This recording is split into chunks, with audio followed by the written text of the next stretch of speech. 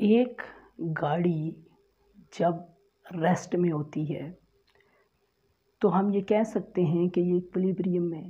लेकिन अगर ये क्वेश्चन पूछा जाए कि एक गाड़ी मोशन में है, क्या ये भी इक्विलिब्रियम में हो सकती है? तो इस क्वेश्चन का आंसर क्या दिया जाए और कैसे दिया जाए? क्या ये गाड़ी इक्विलिब्रियम में होगी? ये गाड़ी मोशन में है, किसी कांस्टेंट स्पीड या वेलोसिटी के साथ मोशन में है, ये इक्विलिब्रियम में होगी या नहीं होगी? इस क्वेश्चन का आंसर देने के लिए हमें ये पता हो कि इक्विलिब्रियम की कंडीशंस क्या हैं। इक्विलिब्रियम की दो बेसिक कंडीशंस हैं। पहली कंडीशन है sum of all forces equal to zero, यानी summation F is equal to zero, यानी जितनी भी फोर्सेस एक्ट करें किसी भी ऑब्जेक्ट पर वो सारी का सम ज़ीरो हो। दूसरी कंडीशन है sum of all torques is equal to zero, यानी summation tau is equal to zero. तो जब भी ये दो कंडीशन सेटिस्फाई होंगी तो वो जो गाड़ी है, जो ऑब्जेक्ट है, वो इक्विलिब्रियम में होगा। लेकिन ये जो केस है जिसमें एक गाड़ी किसी कांस्टेंट वेलोसिटी के साथ मूव कर रही है, हम कैसे प्रूव करें कि ये गाड़ी इक्विलिब्रियम में? अगर ये रेस्ट में होती तो प्रूव करना आसान था।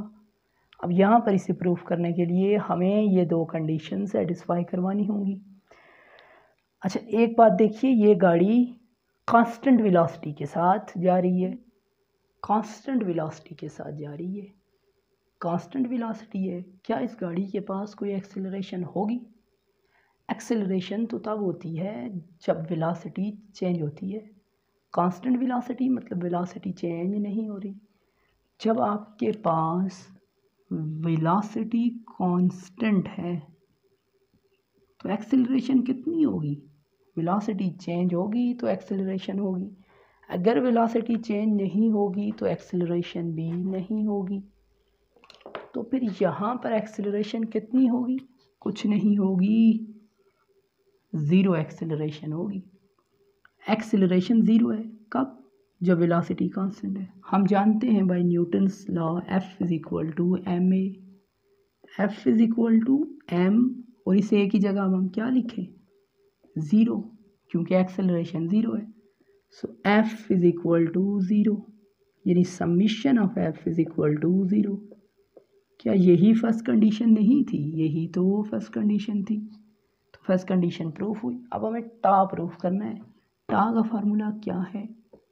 टा is equal to F multiply R, और यहाँ पर F का आंसर अभी हम निकाल चुके हैं। F तो है ज़ीरो, और zero multiply R, anything multiply zero is equal to zero.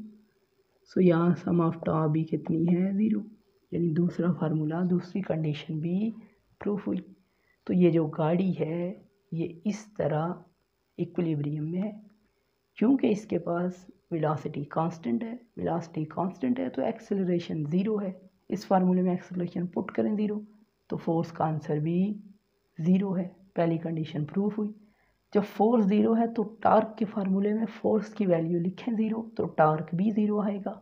दूसरी कंडीशन भी प्रूफ हुई।